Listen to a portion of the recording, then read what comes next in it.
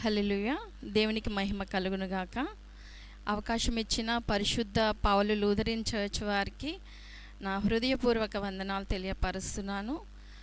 దేవునికి మహిమ కలుగునుగాక. మరి దేవుడు నాకు ఇచ్చిన ఈ అవకాశాన్ని బట్టి దేవునికి కృతజ్ఞతాస్తుతులు చెల్లించుకుంటున్నాను. చిన్న ప్రార్థన చేసుకుందాం. స్తోత్రం తండ్రి, పరిశుద్ధుడా, మహోన్నతుడా, ఘనమైన నాద, కృపగలిగిన దేవా, నీకు వందనాలు. స్తుతులకు పాత్రుడవు, ఆరాధనకు యోగ్యుడవు ప్రభువా, నీకు కృతజ్ఞతాస్తుతులు తండ్రి. మాలో ఉండి మమ్మల్ని నడిపిస్తున్న పరిశుద్ధాత్ముడా, నీకు స్తోత్రాలు చెల్లించుకొనుచున్నాము. త్రిత్వంలో ఏకత్వం, ఏకత్వంలో త్రిత్వం కలిగిన దేవా, నీకు వందనాలు చెల్లించుకొనుచున్నాను తండ్రి. ఈ సమయమున ఇక్కడ నుంచున్నది నేనే కానీ ప్రభువా, నాలో నీ ఆత్మను నింపి అనేక కుటుంబాలు కట్టుటకు తండ్రి, నా నోటిని, నా పెదవులను, నా నాలుకను నీ నాలుకగా, నీ పెదవులుగా, నీ యొక్క మాటలుగా ప్రభువా నాయన మీరు కృప చూపిస్తున్నారు. మీరే మాట్లాడుచున్నారు ప్రభువా. అర్హత లేని నన్ను ప్రభువా నాయన ఇదిగో తండ్రి ఇక్కడ నుంచోబెట్టారు అయ్యా. మీకే మహిమ, మీకే ఘనత, మీకే స్తోత్రము, మీకే స్తుతి కలగాలి ప్రభువా. అయ్యా, ఒక్క పరిశుద్ధాత్మ అయినా సరే తండ్రి, పరిశుద్ధాత్మ నిన్ను నమ్మాలి ప్రభువా నాయన. అయ్యా, ఈ యొక్క భూమి మీద వారి జీవితాలను కట్టుకోవాలి అయ్యా. ఇదిగో మాట్లాడుచుండగా మీరు నాకు తోడుగా ఉండి నాకు బలమును ధైర్యమును ఇస్తారని నమ్ముచ్చు. నా పెదవులతో మీరు మాట్లాడతారని నమ్ముచ్చు. ఈ చిన్న ప్రార్థన మీకు మాత్రమే సమర్పించుకొనుచున్నాను నా ప్రియ పరలోకపు తండ్రి. ఆమేన్. హల్లెలూయా. జ్ఞానం కొరకు మాట్లాడుకుందామండి దేవుని నామాన్ని బట్టి. మరి దేవుడు నా హృదయంలో తలాంపు పెట్టినప్పుడు జ్ఞానము అనేది ఈ లోకంలో చాలా విలువైనది అని నాకు అర్థమైంది. అసలు జ్ఞానం అంటే ఏంటి, అది ఎక్కడ దొరుకుతుంది అనే విషయంపై చూసుకున్నట్లయితే సామెతల గ్రంథము ఈ లోకంలో బ్రతకడానికి మనకి చాలా అవసరం. జ్ఞానం అనేది ఈ లోకంలో బ్రతకాలంటే మనకి చాలా అవసరం. మన కుటుంబాన్ని కట్టుకోవాలంటే చాలా అవసరం. జ్ఞానము లేకపోతే మనం మన కుటుంబాల్ని కానీ మన యొక్క జీవితాల్ని కానీ కట్టుకోవడం అనేది, మనం ఈ లోకంలో బ్రతకడం అనేది వ్యర్థమని నా ఉద్దేశం. ఎందుకంటే దేవుడు జ్ఞానముతో భూమిని స్థాపించారు. ఆయన యొక్క వివేచనతో ఆకాశంలో ఉన్న ప్రతిదాన్ని కూడా దేవుడు నిర్మించారు. ఆయన యొక్క తెలివితో అగాధ జలముల క్రింద జలాలను ప్రవహింపచేసే విధముగా దేవుడి యొక్క జ్ఞానం ఉంది. అంటే జ్ఞానం ఎవరి దగ్గర ఉంది అని మనం మాట్లాడుకున్నట్లయితే పరిశుద్ధ లేఖనాలను చూసినప్పుడు జ్ఞానం దేవుని యొద్దనే ఉంది. దేవుని యొద్ద నుండి మాత్రమే జ్ఞానం పొందుకోగలము. మరి ఎవరి దగ్గర నుండి కూడా మనకి జ్ఞానం దొరకదు అనేది నాకు అర్థమైంది. నేను పరిశుద్ధ గ్రంథం చదివినప్పుడు, సామెతలు గ్రంథం చదివినప్పుడు నా హృదయంలో దేవుడు ఒక తలాంపును కలుగచేశారు. అసలు సామెతల గ్రంథం ఎందుకు అంత ప్రేటి ఉంది? అందరూ సామెతలు అంటే మన జీవితంలో అవలంబించుకునే ప్రతి మాట కొరకు మాత్రమే సామెతలు అనుకుంటారు. కాదు, దాని వెనకాతల అనేకమైన అర్థము, భావము, దేవుడు ఎందుకు సామెతల గ్రంథాన్ని రాయించారు అనేది మనం నెమ్మదిగా దాన్ని ధ్యానించినట్లయితే సామెతల గ్రంథం స్త్రీకి ఎంతగానో ఉపయోగపడుతుంది. ఒక స్త్రీ తన యొక్క కుటుంబాన్ని కట్టుకోవడానికి సామెతల గ్రంథంలో ఉన్న జ్ఞానము చాలా చక్కగా ఉపయోగపడుతుందని నేను చదివినప్పుడు నాకు అర్థమైంది. ఎప్పుడు మనకి జ్ఞానము వస్తుంది అంటే 1వ అధ్యాయంలో మనం చూసుకున్నట్లయితే దేవుని యొక్క వాక్యము ఎక్కడ చూసినా సామెతలో జ్ఞానం ఎక్కడ దొరుకుతుంది అన్నప్పుడు దేవుడు యెహోవా యందు భయభక్తులు కలిగిన వారి దగ్గర మాత్రమే జ్ఞానం దొరుకుతుందంట. ఎందుకంటే జ్ఞానం అనేది దేవుని వద్ద మాత్రమే దొరుకుతుంది. కాబట్టి మనము ఎవరికైనా ఇష్టమైనప్పుడు మనకి దగ్గర ఉన్న అతి విలువైన దాన్ని మనం ఇస్తాం. ఎవరికి ఇస్తాం అతి విలువైన దాన్ని? మనకి బాగా ఎవరంటే ఇష్టం ఉందో, ఎవరి మీద ఎక్కువ ప్రేమ ఉందో దానిని మన జీవితంలో మనకి విలువైనది, దీనికన్నా విలువైనది ఇంకా ఏది లేదు అని మనకి ఎప్పుడైతే అనిపిస్తుందో ఆ సమయంలో ఆ విలువైన దాన్ని మన విలువైన వాళ్ళకి ఇస్తాం. దేవునికి మనిషి చాలా విలువైన వ్యక్తి. ఎందుకంటే తన యొక్క స్వరూపమందు, తన పోలిక చొప్పున తన యొక్క జీవాత్మను నింపి దేవుడు మనల్ని తయారు చేసుకున్నారు. ఎందుకు తయారు చేసుకున్నారు? ఆయన్ని స్తుతించడానికి, ఆయన్ని మహిమపరచడానికి, ఆయన్ని ఘనపరచడానికి దేవుడు మనల్ని తయారు చేసుకున్నారు. అయితే దేవుడు చెప్తున్నారు కదా, ఒక పురుషుణ్ణి ఒక స్త్రీని చేసినప్పుడు మనం తండ్రి మాటకి అవిధేయత కలిగి ఆయన ఆజ్ఞను అతిక్రమించి మనము పాపంలోనికి వచ్చాం. ఆ పాపము నుండి మరలా మనల్ని ఆయన తప్పించడానికి శరీరధారిగా ఆయన ఈ భూమి మీదకి వచ్చి తన ప్రాణాన్ని, అంటే తన యొక్క రక్తాన్ని, తన యొక్క శరీరాన్ని క్రయధనంగా పెట్టి మనల్ని రక్షించడానికి ఆయనే ఈ భూమి మీదకి వచ్చారు. అయితే మనం బ్రతకలేమని పరిశుద్ధాత్మ తండ్రిగా, సత్య స్వరూపి అగు ఆత్మగా మన దేహములో మనలో నివసించి మనకి ఒక ఆలోచన, జ్ఞానము, వివేచన, తెలివిని దేవుడు మనకి అనుగ్రహిస్తున్నారు. అయితే దాన్ని మనం ఎలా ఉపయోగించుకుంటున్నాం? ఒక్కొక్క మనిషి ఒక్కొక్క విధానంలో ఉపయోగించుకుంటున్నారు. ఈ జ్ఞానం ఎక్కడి నుండి వస్తుందండి అని మనము అడిగినట్లయితే యోబు చెప్తున్నారు కదా, యోబు అనేక శ్రమలు, పరిశుద్ధ గ్రంథం చదివినప్పుడు, యోబు కొరకు చదివినప్పుడు చాలా ఇష్టం నాకు యోబు గ్రంథం అంటే. ఎందుకంటే అసలు ఆయన కొరకు నీతిమంతుడంట, న్యాయవంతుడంట, యథార్థవంతుడంట, యెహోవా యందు భయభక్తులు కలిగిన వ్యక్తి అంట ఆయన. అంటే యోబు గారి కోసం చదివినప్పుడు నా మనసు చాలా సంతోషం అనిపిస్తూ ఉంటుంది.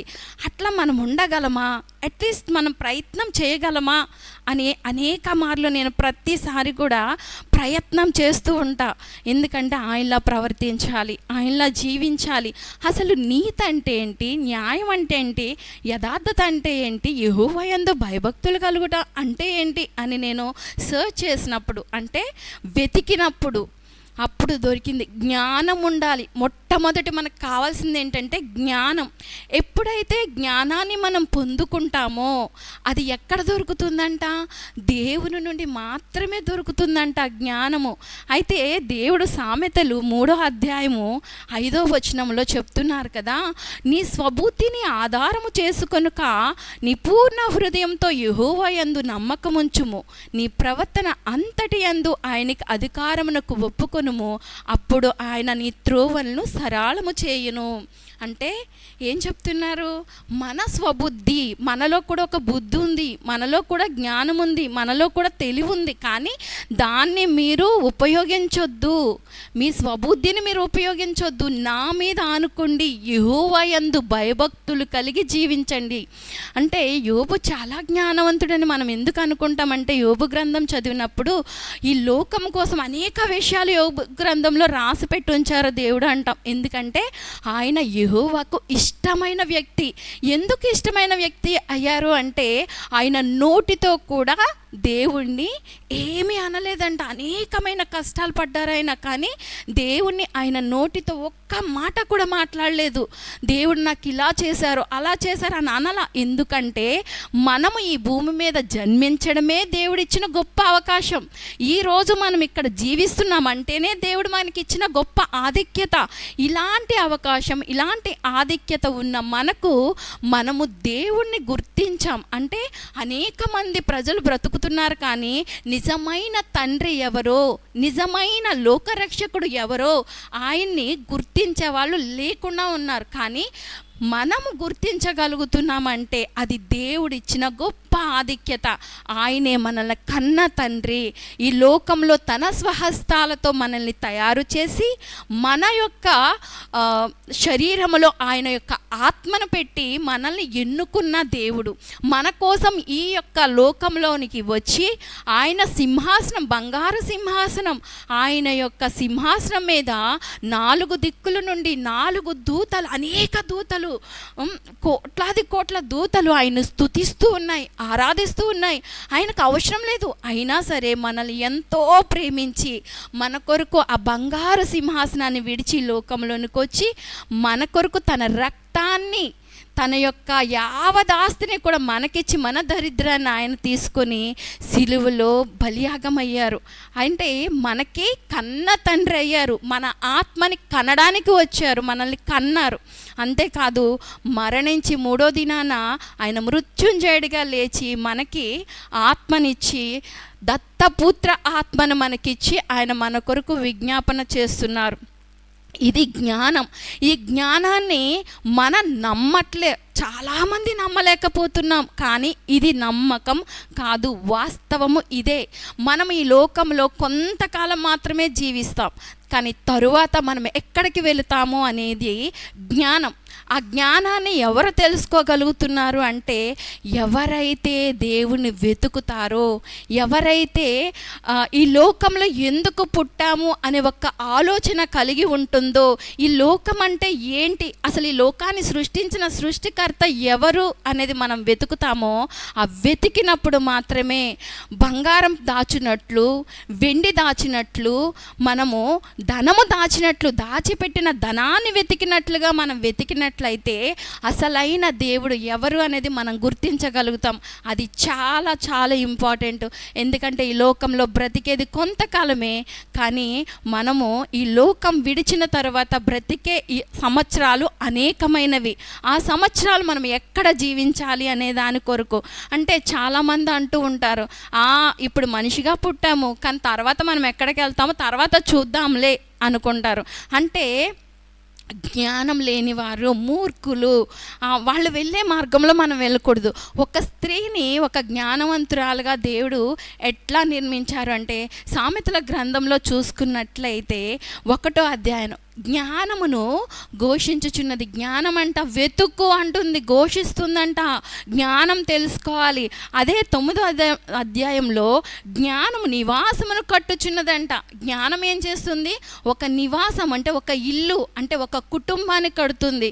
దేవుడు ఈ లోకంలో ఒక కుటుంబాన్ని ఇచ్చారు. మొట్టమొదట మనం ప్రయారిటీ ఇవ్వాల్సింది ఏంటంటే మన దేవునికి, సెకండ్ ప్రయారిటీ మన కుటుంబానికి, థర్డ్ ప్రయారిటీ మనం చేస్తున్న పనికి, ఫోర్త్ ప్రయారిటీ పరిచర్యకు. ఈ 4 మన జీవితంలో చాలా ఇంపార్టెంట్. ప్రతి ఒక్కరికి కూడా వారి జీవితంలో ఈ 4 ఉంటే వాళ్ళు జ్ఞానవంతులు అని చెప్పొచ్చు. ఎందుకంటే మొట్టమొదట మనం ఈ దేవుడు మనల్ని ఈ భూమి మీదకి పంపించారు. మనము ఈ భూమి మీద ఏమి తినుదమా, ఏమి తాగుదమా, ఏమి సుఖించదమా అన్నట్టే ఉన్నాము. కానీ దేవుని ఎలా వెతుకుతున్నాం, అసలు ఈ భూమి మీద ఈరోజు మనం జీవిస్తున్నామంటే ఎట్లా జీవిస్తున్నాం మనము అనేది ఎవరికైనా ఆలోచన కలుగుతుందా? ఈరోజు దేవుణ్ణి మనం స్తుతించాలి. మనకి ఎవరైనా చిన్న బహుమానం ఇస్తే మనం ఏమంటాం? చాలా థ్యాంక్స్ అండి, చాలా చక్కని బహుమానం ఇచ్చారండి అని మనం చెప్తాం కదా. మరి దేవుడు మన శరీరాన్ని, అంటే తల వెంట్రుక నుండి పాదం వరకు చూసుకుంటే ప్రతి కణము, ప్రతి ఆర్గాను, ప్రతి జ్ఞానేంద్రియం కూడా ఒక విచిత్రంగా ఉంటుంది. ఒక కన్ను చూసినట్లయితే చాలా దూర ప్రాంతాన్ని చాలా దగ్గరగా చాలా దగ్గరగా చూపిస్తూ ఉంటుంది. అట్లాగే మన నాలుక రుచి, మన యొక్క ముక్కు ఎక్కడో చికెన్ కూర వండితే ఇక్కడికి మనకి స్మెల్ వస్తూ ఉంటుంది. అంటే అది ఎంత అద్భుతం అండి. మనం మాట్లాడగలుగుతాం, మనం చూడగలుగుతాం, అనేక పనులు చేయగలుగుతాం. ఇలాంటి జ్ఞానవంతమైన జ్ఞానాన్ని దేవుడు మనకిచ్చి మన కొరకు ఈ లోకములో సమస్తమును, గాలిని సృష్టించారు, దేవుడు ఆకాశమును సృష్టించారు, భూమి మీద సమస్తమును సృష్టించారు, మనం ఎలా డ్రెస్ వేసుకోవాలో చేశారు. ఇవన్నీ మనకి పుట్టుకతోనే వచ్చాయా? లేదే. మన తల్లి గర్భంలో ఉన్నప్పుడు వచ్చాయా? లేదు. మన తల్లిదండ్రులకి కూడా ఎక్కడి నుంచి వచ్చాయి? వాళ్ళ పితరుల నుంచి వచ్చాయా? వాళ్ళ పితరులకు ఎవరు చెప్పారు? ఆ పితరులకు ఎవరు చెప్పారు? ఆ పితరులకు ఎవరు చెప్పారు? చరిత్ర చూసుకున్నట్లయితే మొట్టమొదట దేవుడు చేసిన మానవుడికి నేర్పించినప్పుడు ఆ మానవుడి ద్వారా ప్రతి ఒక్కరికి కూడా ఆ అలవాట్లు, ఆ పద్ధతులు ఇవన్నీ వచ్చాయి. అంటే మనం పరిశుద్ధ గ్రంథంలో చదువుకున్నట్లయితే మొట్టమొదట సృష్టిని అంతటినీ చేసినప్పుడు ప్రతి జంతువుకు కూడా ఆదాము ఏం పేరు పెట్టెనో ఆ పేరుతో మాత్రమే పిలువబడును. ఆదాము పిలిచినప్పుడు, దేవుడు పిలిచినప్పుడు ఆ జంతువులన్నీ కూడా ఆదాము దగ్గరికి వచ్చినప్పుడు ఆదాము వాటికి ఏ పేరైతే పెట్టి పిలిచారో అదే పేరును మనం ఇప్పటివరకు పిలుస్తున్నాం. అంటే ఇదంతా నాకు తెలుసు, నాకు తెలుసు, నాకు తెలుసు అంటారే తప్ప ఏమి తెలుసు, నాకు తెలియని జ్ఞానం చాలా ఉంది అనేది ఎవ్వరికీ తెలీదు. అయితే ఇక్కడ మనం యోబు గ్రంథంలో చూసుకున్నట్లయితే యోబు గారు చెప్తున్నారు కదా, ఇక్కడ యోబు 28వ అధ్యాయంలో మనం చూసుకున్నట్లయితే 28వ అధ్యాయము మొదట వెండికి గనిగలదు, పుటము వేయు సువర్ణముకు స్థలము గలదు. వెండికి గనిగలదు అంటే పుటము వేయు సువర్ణమునకు స్థలము కలదు. ఒక బంగారానికి మనం ఏదైనా వస్తువు తయారు చేయాలంటే చేయగలుగుతాము. వెండికి ఒక గని కూడా ఉంది. కానీ 12వ వచనానికి వస్తే అయితే జ్ఞానము ఎక్కడ దొరుకును? జ్ఞానం ఎక్కడ దొరుకుతుంది? వివేచన దొరుకు స్థలం ఎక్కడ ఉంది? అయితే నరులు దాని విలువను ఎరుగరు, ప్రాణులున్న దేశంలో అది దొరకదు. జ్ఞానమంట ఎక్కడ దొరకదంట? ప్రాణులున్న దేశంలో, అంటే ఈ భూమి మీద జ్ఞానము దొరకదు. ఎంత వెతికినా సరే, సొలొమోన్ రాజు కూడా జ్ఞానాన్ని వెతికి ఆయన చాలా గొప్ప జ్ఞానవంతుడు. దేవుడు మొత్తం జ్ఞానాన్ని, అంటే అతని వంటి వాడు ముందును ఉండడు, తరువాతను ఉండడు, అతని వంటి వాడే ఉండడని చెప్పి మనం చదివినప్పుడు అయితే అటువంటి జ్ఞానవంతుడైన సొలొమోన్ రాజే అంటే మరణానికి ఒక మార్గాన్ని, మరణం లేకుండా ఒక మార్గాన్ని వెతకాలని ఆయన కూడా ఆ రోజుల్లో వెతికారంట. కానీ అంత వ్యర్థమే. ఈ భూమి మీద ఒకదాని తర్వాత అదే మరలా రౌండప్ అవుతూ ఉంటుంది. ఏదైతే వస్తుందో, ఏదైతే వెళ్తుందో మరలా అదే తిరిగి వస్తుందని చెప్పి ఆయన కూడా భూమి మీద అంతా వ్యర్థమే, కానీ దేవుణ్ణి మాత్రం విడిచిపెట్టకూడదు అని చెప్పి సొలొమోన్ రాజు కూడా రాశారండి ఆయన గ్రంథంలో. అయితే మనము ఈ పరిశుద్ధ లేఖనాల్ని, అంటే బైబుల్ కరెక్టా అంటే ఎస్, ఎందుకంటే చరిత్రను తెలియపరుస్తుంది, మనం ఎక్కడి నుండి వచ్చామో తెలియపరుస్తుంది, మనం ఎక్కడికి వెళ్తామో తెలియపరుస్తుంది, మనకి జ్ఞానం ఎలా వస్తుందో తెలియపరుస్తుంది. అనేకమైన విధాలుగా ఈ యొక్క జ్ఞానం మనకు తెలియపరుస్తుంది. అయితే జ్ఞానం అంటుందంట కదా దేవునికి మాత్రమే. అంటే 23వ వచనం మనం చూసుకున్నట్లయితే దేవునికి మాత్రమే, దేవుడే దాని మార్గంను గ్రహించెను, దాని స్థలము ఆయనకే తెలియను. దేవుడే దాని మార్గము. అదే యేసుక్రీస్తు ప్రభువారు అంటున్నారు కదా, నేనే మార్గము, నేనే సత్యము, నేనే జీవము, నాకు మాత్రమే తెలుసు ఆ మార్గము, సత్య మార్గము, ఆ యొక్క పరలోక రాజ్యానికి మార్గము నాకు మాత్రమే. ఎవరైతే నన్ను విశ్వాసం చూపిస్తారో నా యందు, ఎవరైతే నా బిడ్డలుగా ఉండడానికి మీరు ఇష్టపడతారో, ఎవరైతే నా మార్గములో, సత్య మార్గము అంటే పరిశుద్ధ లేఖనాల ద్వారా ఎవరైతే ముందుకు నడవడానికి ఇష్టపూర్వకంగా ఏది చెడు ఏది మంచి ఆలోచించి చెడును విడిచిపెట్టి మంచి వైపు నడుస్తారో వారికి మార్గము, సత్యము, జీవము, అంటే మరణించిన తరువాత జీవం అనేది వాళ్ళకి దొరుకుతుంది. అదే కదా జ్ఞానం ఎక్కడ దొరుకుతుందంట? దేవుడు చెప్తున్నారు కదా, జ్ఞానం అనేది ఎక్కడా కూడా దొరకదు, కానీ నా దగ్గర మాత్రమే దొరుకుతుంది ఆ జ్ఞానము అని చెప్పి దేవుని లేఖనం ద్వారా మనం చెప్పుకోగలుగుతున్నాం. అయితే 28, 23 మనం చూసినట్లయితే దేవుడు దాని మార్గంను గ్రహించెను, దాని స్థలమును ఆయనకే తెలియనంట. 28వ వచనంలో చూసినట్లయితే యెహోవా యందలి భయభక్తులే జ్ఞానమనియు, దుష్టత్వము విడుచుటయే వివేకమనియు ఆయన సెలవిచ్చుచున్నాడు. యెహోవా యందు ఎవరైతే భయభక్తులు కలిగి జీవిస్తారో వారు, అంటే యెహోవా యందు భయభక్తులు అంటే ఏంటి? యోబు ఎట్లాగైతే న్యాయంగా, నీతిగా, యథార్థంగా దేవుని ఆజ్ఞలను, దేవుని కట్టడలను ఆయనకి ఇష్టమైన రీతిగా నడుచుకున్నారో అప్పుడు యోబు చాలా జ్ఞానవంతుడు అని మనం చదువుకుంటాం. అయితే మనం కూడా ఈ కృపాయుగంలో మనం కూడా దేవుని యందు భయభక్తులు కలిగి, ఎందుకంటే వాళ్ళు నడిచారు నేను నడిస్తే ఏమైంది, వాళ్ళు చేశారు నేను చేస్తే ఏమైంది అంటే వాళ్ళు జీవమార్గంలోనికి పోవాలనే ఆలోచన లేనప్పుడు మరి మనం జీవమార్గంలోకి వెళ్ళాలని ఆశ కలిగి ఉంటాం కదా. అదే సామెతల గ్రంథములో జ్ఞానవంతురాలైన స్త్రీ అంట తన యొక్క నివాసాన్ని కట్టుకుంటుందంట.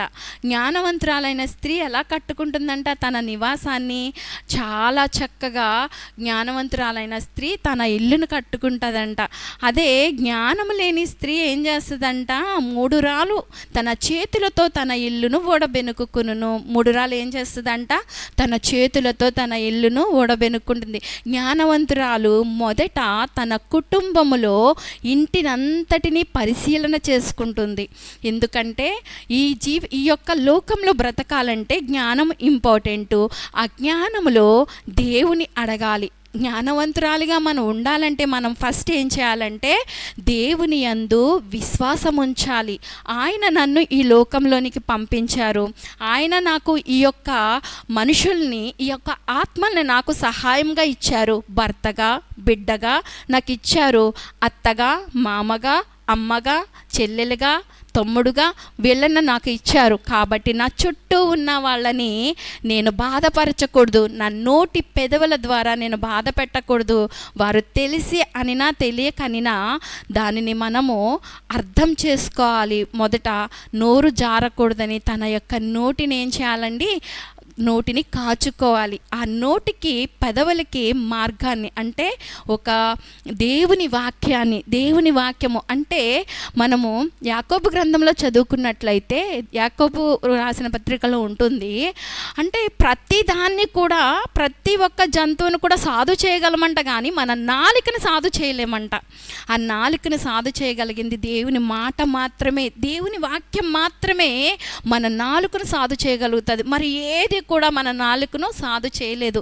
ఎప్పుడైతే మనం దేవుని లేఖనాలను చదువుతూ ఉంటామో, ఎప్పుడైతే దేవుని యందు విశ్వాసం కలిగి ఉంటామో, ఎప్పుడైతే దేవుని యందు మన పూర్ణ హృదయంతో, మన పూర్ణ ఆత్మతో, మన పూర్ణ శక్తితో దేవుని ప్రార్థన చేస్తామో, అప్పుడు దేవుని ఆత్మ ద్వారా దేవుని యొక్క పరిశుద్ధ లేఖనం మనకు అర్థమయ్యి దేవుడు మనతో మాట్లాడతారండి. దేవుడు మనతో మాట్లాడినప్పుడు దేవుడు మనకి చెప్తారు ఎట్లా ఉండాలి. అయ్యా నేను ఎలా ఉండాలి? నన్ను ఈ లోకంలోనికి పంపించావు కదయ్యా, నేను ఎలా ఉండాలి, ఎలా జీవించాలి తండ్రి అన్నప్పుడు దేవుడు తన యొక్క లేఖనాల్లో, అంటే ఈ పరిశుద్ధ గ్రంథంలో ప్రతి దానిలో కూడా అండి లేఖనాల్లో రాసి పెట్టుంది ఏంటంటే దేవుడు ఎట్లా జీవించాలి, ఒక స్త్రీ తన కుటుంబాన్ని ఎలా కట్టుకోవాలి, ఒక పురుషుడు తన కుటుంబాన్ని ఎలా కాపాడుకోవాలి, పిల్లలు దారి తప్పేటప్పుడు ఆ స్త్రీ ఎలా ప్రార్థన చేయాలి, తన యజమానుడు బయటికి వెళ్ళినప్పుడు ఆ స్త్రీ ఎట్లా మోకరించి తన యజమానుడు కొరకు ప్రార్థించాలి, తన కుటుంబం కొరకు ప్రార్థించాలి, తన కుటుంబమునకు, తన యజమానికి ఎట్లాంటి మంచిగా ఆహారం వండి పెట్టాలి, ఎట్లాంటి ఆలోచనలు వాళ్ళకి చెప్పాలి అని. అయితే సామెతల గ్రంథము 31వ అధ్యాయంలో మనం చదువుకున్నట్లయితే ఉంటుందండి, చాలా చక్కని పదాలు ఉంటాయన్నమాట. జ్ఞానవంతురాలైన స్త్రీ అంట వేకుని లేస్తుందంట, వేకుని లేచి దేవుని దగ్గర. అయితే అక్కడ ఉంది కదా 10వ వచనంలో, గుణవతి అయిన భార్య దొరుకుట అరుదు, అది ముత్యము కంటే అమూల్యమైనది అని లేఖనం సెలవిచ్చుచుందండి. ముత్యము కంటే అమూల్యమైనది అని ఎందుకు చెప్పారంటే, ముత్యము చాలా, నిజమైన ముత్యము మనకి దొరకాలంటే చాలా అరుదు. ఎందుకంటే సముద్రములో అది కేవలం వర్షం పడినప్పుడు అది తయారవడం అది నిజంగా చాలా అద్భుతంగా ఉంటుందండి. ఆ ముత్యం నిజంగా, ఆ ముత్యం మన ఒంటి మీద వేసుకుంటే చాలా సంతోషంగా ఉంటుంది అనమాట. అది నిజమైన ముత్యం అంటే అది కరిగిపోతుంది అనమాట. ఎందుకంటే అది నిజమైన ముత్యం అంటే ముత్యం చూసినప్పుడు చాలా చక్కగా, తెల్లగా, అందంగా ఒక రూపము కలిగి ఉంటుందండి ముత్యము. అంటే గుణవతి అయిన భార్య దొరుకుట అంట అరుదంట, అది ముత్యము కంటే అమూల్యమైనదంట దేవుని లేఖనం ద్వారా మనకి చెప్పబడుతుంది. అయితే ఇదే లేఖనంలో చెప్పబడుతుంది కదండి, ఏమనంటే ఎవరైతే గుణవతి అయిన భార్యగా ఉంటారో తన యొక్క భర్త కొరకు, పిల్లల కొరకు తన ఎప్పుడు ప్రార్థన చేస్తుందంట. 21వ వచనంలో చూసినట్లయితే, తన ఇంటి వారిని చలి తగులునని భయపడదు, ఆమె ఇంటి వారందరూ రక్తవర్ణ వస్త్రములు ధరించిన వారు. ఎందుకంటే మొదట ఆ స్త్రీ ఏం చేస్తుందంటండి, నా కుటుంబం అంతటికి రక్షణ ఉందా లేదా అనేది ఆలోచిస్తుందంట. అయితే రక్షణ కొరకు ఫస్ట్ తన కుటుంబంలో అందరికీ రక్షణ ఉందా లేదా అనేది వెతకాలి. అంటే ఆ ఇంట్లో స్త్రీయే వంట చేస్తుంది కాబట్టి ఆ భార్య నా ఇంట్లో నేనే వంట చేయాలి, రుచికరంగా చేయాలి, నా యొక్క యజమానుడు తినాలి, నా పిల్లలు తినాలి, కాబట్టి వారు బలాన్ని పొందుకోవాలి, శక్తిని పొందుకోవాలి, వారు పని చేయాలంటే వారికి శక్తి బలం కావాలి అనే దాని కొరకు ఆ గుణవతి అయిన భార్య అంట ఆలోచిస్తుందంట. అంటే తనకు కూడా ఖాళీగా ఉండకుండా కష్టపడుతుందంట. కుటుంబం కొరకు రేయి పగలు కష్టపడుతుంది. వేకువనే లేచి తను ప్రార్థన చేసి తన కుటుంబం అంతటినీ కూడా ప్రార్థనలో నడిపిస్తుందంట.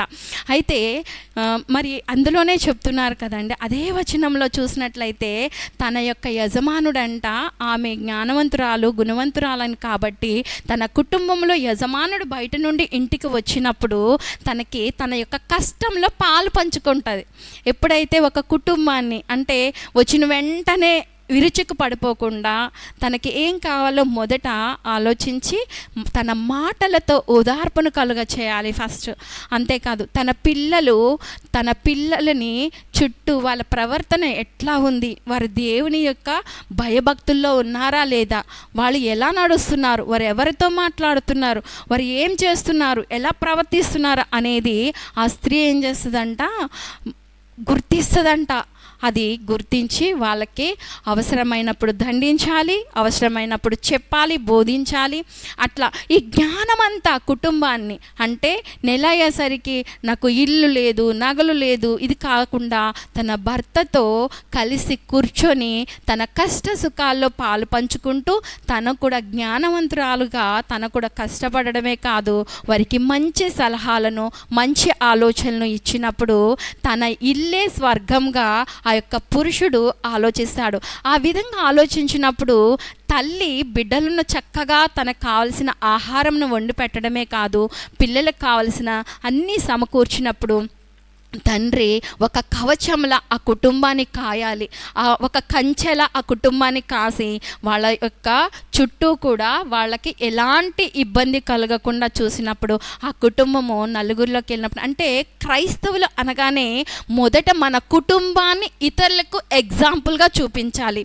దేవుడు మన జీవితంలో ఉన్నారు అనే దానిని మనము ఇతరులకి చెప్పగలగాలి. అంటే నువ్వు దేవుడు నమ్ముకో, నువ్వు క్రైస్తవులుగా మారిపో కాదు.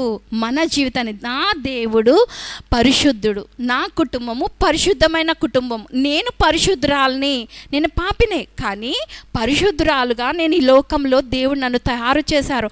ఆయన నా జీవితంలోకి వచ్చారు కాబట్టి, నా హృదయంలో కొలువై ఉన్నారు కాబట్టి, నాకు దేవుడు జ్ఞానాన్ని ఇచ్చారు కాబట్టి ఆ జ్ఞానంతో నేను ఈ యొక్క కుటుంబాన్ని కట్టుకోగలిగాను.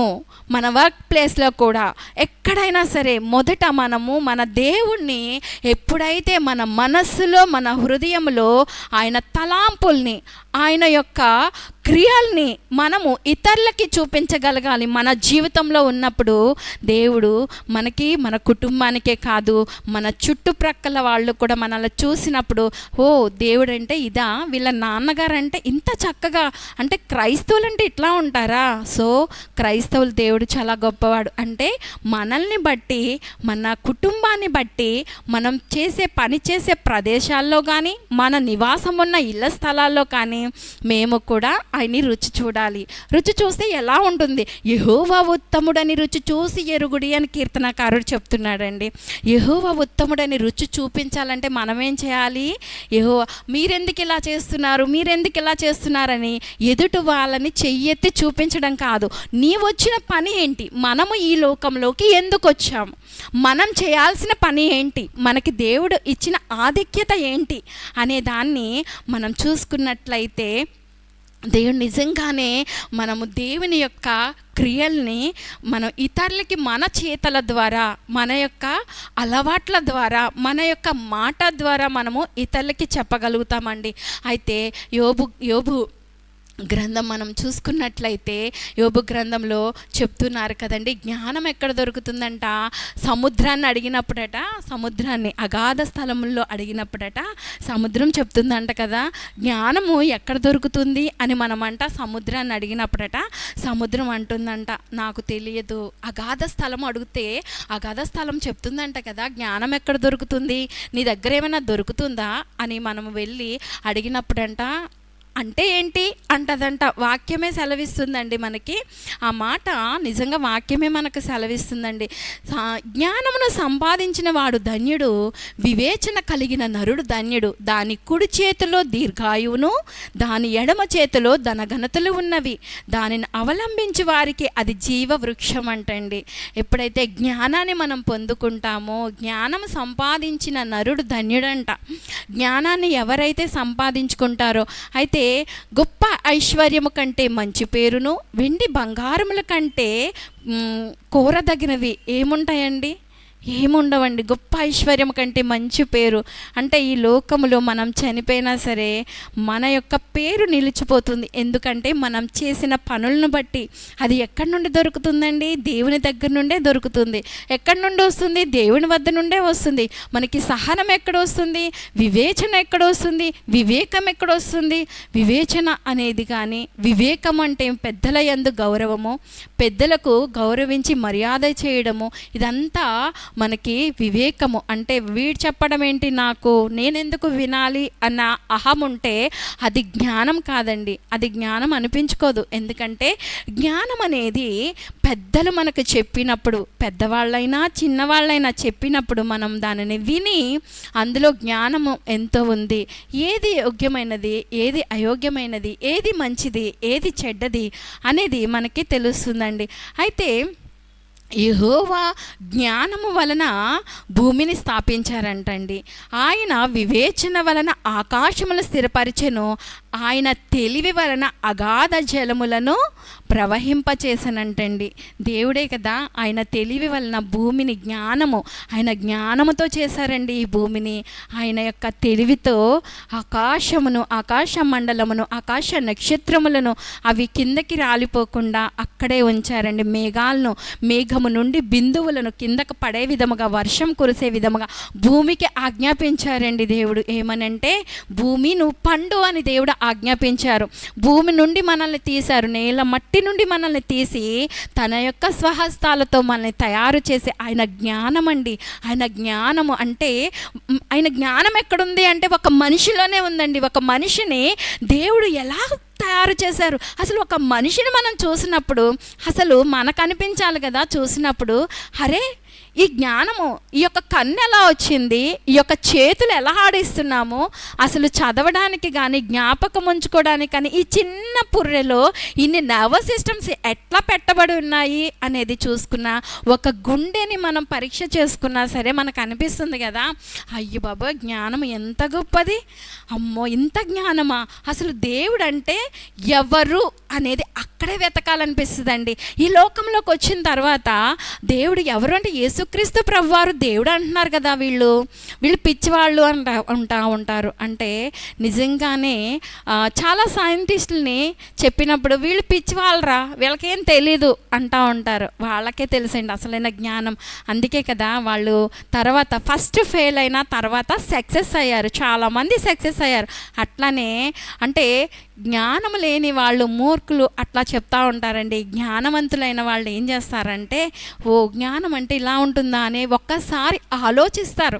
అంటే ఈయన అంటే మన లోకంలో అనేక మంది ఉన్నారు, కానీ ఎవరు కూడా తిరిగి మరలా జన్మించలేదు, తిరిగి మళ్ళా బ్రతకల. చనిపోయిన తర్వాత ఏ ఒక్క నరుడు కూడా భూమి మీద తిరిగి మరలా బ్రతకలేదు. కానీ యేసుక్రీస్తు ప్రభువారు మూడో దినాన తిరిగి పునరుద్ధానుడిగా లేచి నేను మరలా వస్తాను. తోమ తన యొక్క ఆ యొక్క పుండు ఉన్నప్పుడు దానిలో చెయ్యి పెడితేనే కానీ నమ్మలేదండి. అంటే అక్కడ మనకు అర్థమవుతుంది కదా, నిజంగానే యేసుక్రీస్తు ప్రభువారు మన కోసం తను ఈ లోకంలోనికి వచ్చారు.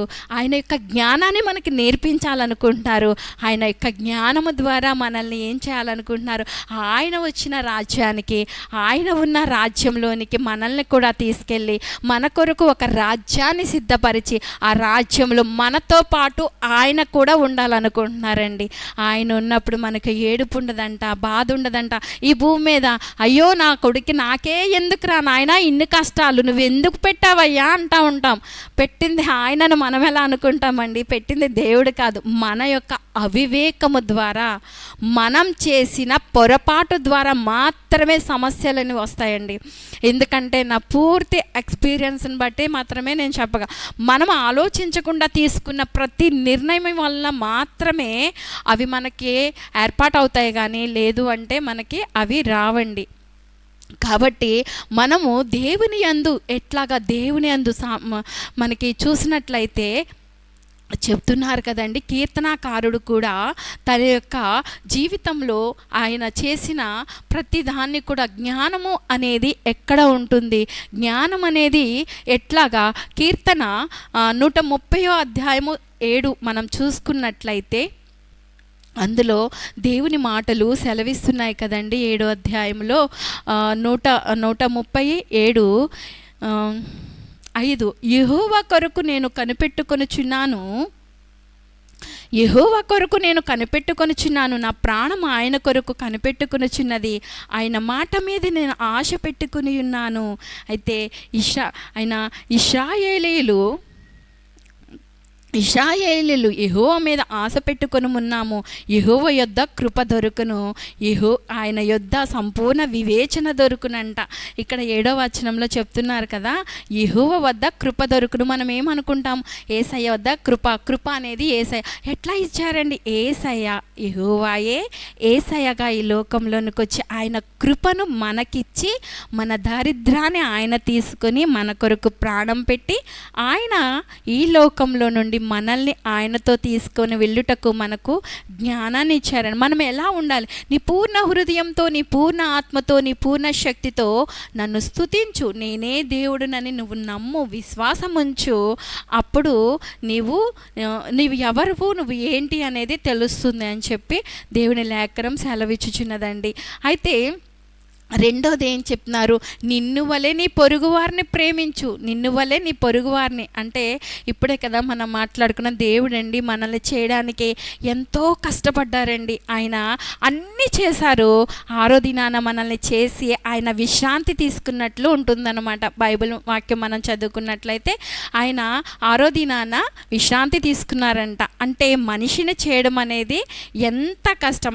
ఆయన యొక్క జీవాన్ని మనకి పోసి మనల్ని ఆత్మలుగా చేసి ప్రతి దినము కూడా దేవుడు మనతో మాట్లాడడానికి వచ్చినప్పుడు, అంటే ఇప్పుడు దేవుడు మనతోనే ఉన్నారు, మనలోనే ఉన్నారు. మనల్ని ఆయన ప్రతి మాటను కూడా ఆయన మనకి నేర్పిస్తున్నారండి. ప్రతి మాటను కూడా దేవుడు మనకి నేర్పిస్తూ ఉన్నారు. అంటే మనము చేయాల్సింది ఏంటి? మనము ఏ విధంగా నడుచుకోవాలి, మనము ఏ విధంగా ఉండాలి, మొదట మన కుటుంబాన్ని మనము ఏ విధంగా కట్టుకోవాలి. ఒక పురుషుడు, ఒక స్త్రీ అనే కాదు, కానీ ఆ స్త్రీకి పురుషుడు కూడా సహాయకారిగా ఉండాలండి. పురుషుడికి సహాయకారిగా దేవుడు స్త్రీని తయారు చేశారు. ఇద్దరూ కలిసి ఎప్పుడైతే జ్ఞానం కలిగి దేవుని సన్నిధిలో దేవుణ్ణి విశ్వాసముతో నమ్ముతారో, ఎప్పుడైతే దేవుని యందు భయభక్తులు కలిగి దేవుని యందు విశ్వాసంతో ఉంటారో అప్పుడు మాత్రమే వారికి జ్ఞానం వస్తుందండి. ఎప్పుడైతే దేవుని యందు భయభక్తులు కలిగి జీవిస్తారో భార్యాభర్తలు ఇద్దరు, అప్పుడు దేవుని యందు వాళ్ళు ఎంతగానో జ్ఞానాన్ని పొందుకుంటారు. అప్పుడు వారి కుటుంబాన్ని ఎట్లా కట్టుకోవాలి, వారి యొక్క కుటుంబానికి ఎట్లాగా. అయితే ఇక్కడ మనము 7వ వచనం 1వ అధ్యాయం 7వ వచనంలో చదివినట్లయితే యెహోవా యందు భయభక్తులు కలిగి ఉండుట తెలివికి మూలము అని దేవుని మాటలు. యెహోవా యందు భయభక్తులు కలిగి ఉండుట అంటండి తెలివికి మూలం అంటండి. అయితే దేవుని యందు మనం భయభక్తులు కలిగి ఉన్నప్పుడు మనకి ఏమొస్తుంది? జ్ఞానం వస్తుంది, వివేచన వస్తుంది. బుద్ధి వస్తుంది, తెలివి వస్తుంది. జ్ఞానము వలన దేవుడు ఎవరు అనేది మనం నేర్చుకోగలుగుతాము. బుద్ధి వలన, తెలివి వలన మనం ఎలా ప్రవర్తించాలో తెలుస్తుంది. వివేచన వలన మనకి ఎక్కడ ఏం మాట్లాడాలో, ఎక్కడ ఎలా ప్రవర్తించాలో, ఎదుటి మనిషిని ఏ విధంగా అంచనా వేయాలో తెలుస్తుంది. తెలివి వలన వాళ్ళకి మనం ఏ విధంగా నడుచుకోవాలో తెలుస్తుంది. అయితే తెలివి వలన మన కుటుంబాన్ని మనం ఎలా కట్టుకోవాలో మనకు తెలుస్తుందండి. అయితే దేవుడు మాట్లాడుతున్నారు. దేవుని యొక్క లేఖనం మనం చూసుకున్నట్లయితే దేవుడు అంటున్నారు కదా, దేవుని యందు ఎవరైతే విశ్వాసం కలిగి దేవునికి ఇష్టమైన బిడ్డలుగా మనం ఉంటామో. జ్ఞానవంతులు ఎవరు అంటే యోబు గ్రంథంలో యోబు చాలా జ్ఞానవంతుడు, యోబు చాలా తెలివైన వ్యక్తి. యోబుకున్న వివేచన కానీ తెలివి అంటే ఆయన యొక్క మంచితనము, దేవుని యందు భయభక్తులు అంటే రెండింతలుగా దేవుడు యోబుని ఆశీర్వదించారండి.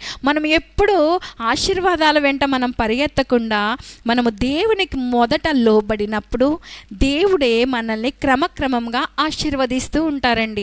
దేవుడి నుండి వచ్చిన ఆశీర్వాదం అనేది ఎట్లా ఉంటుందంటే, దేవుడి నుండి వచ్చిన ఆశీర్వాదం అనేది క్రమక్రమముగా హెచ్చిస్తబడుతూ ఉంటుందండి.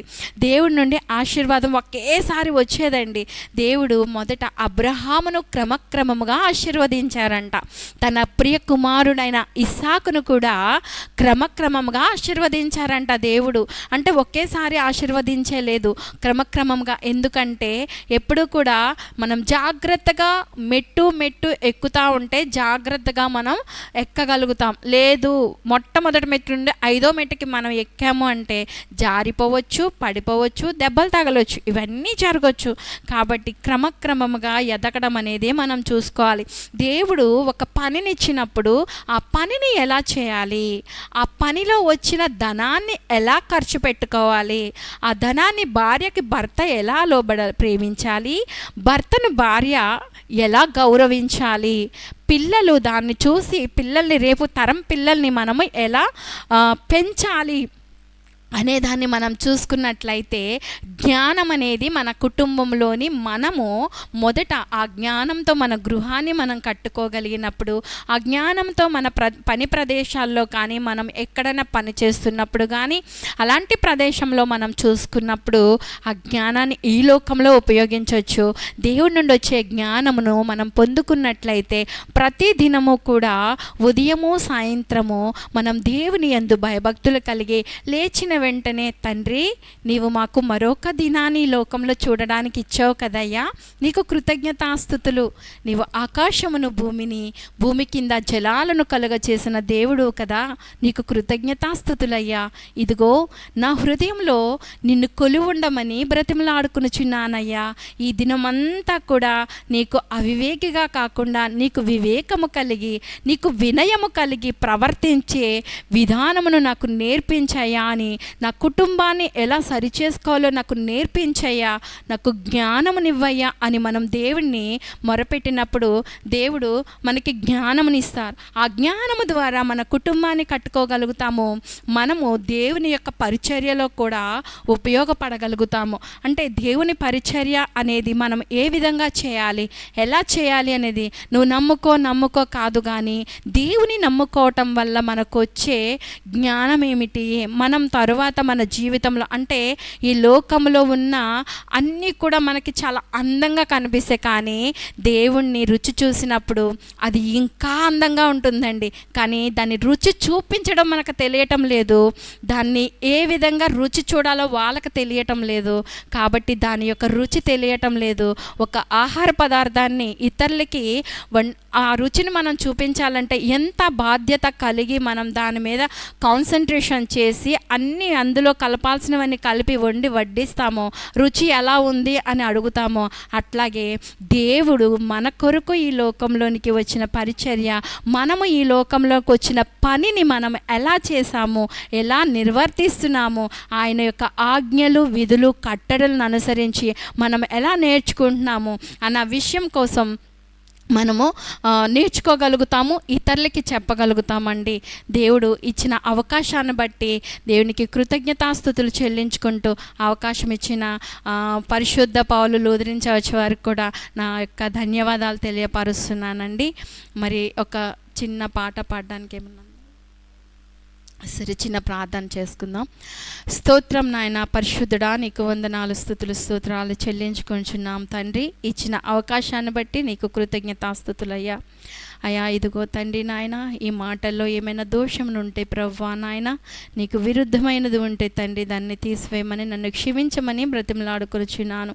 అయా ఇచ్చిన మాటలను బట్టి నీకు కృతజ్ఞతాస్తుతులు, ఇచ్చిన సమయాన్ని బట్టి నీకు కృతజ్ఞతాస్తుతులు. బిడ్డలు ప్రభువా నాయన వినుచుండగా వారి హృదయాల్లో తండ్రి నాయన మొలుచు విధముగా తండ్రి వాటిని ప్రభువా నాయన రోడ్డు ప్రక్కన పడిన విత్తనాల వలె కాకుండా మంచి నేలలో పడిన విత్తనాల వలె అయ్యా అవి ఫలించి అభివృద్ధి పొంది తండ్రి వారి జీవితాలను కట్టుకున్నటకు తండ్రి, నీకు లోబడి బ్రతుకుటకు తండ్రి, ప్రతి బిడ్డను కూడా జ్ఞాపకం చేసుకుంటారని, నన్ను జ్ఞాపకం చేసుకుంటారని, నా కుటుంబాన్ని అయ్యా అదే విధముగా తండ్రి ఈ సంఘాన్ని, సంఘంలో ఉన్న ప్రతి సంఘంలో నీ కొరకు పనిచేస్తున్న ప్రతి బిడ్డను కూడా తండ్రి నీ చేతులకు అప్పగిస్తూ ఈ చిన్న స్తుతి ఆరాధన మీకు మాత్రమే సమర్పించుకుంటున్నాను నా ప్రియ పరలోకపు తండ్రి. ఆమేన్.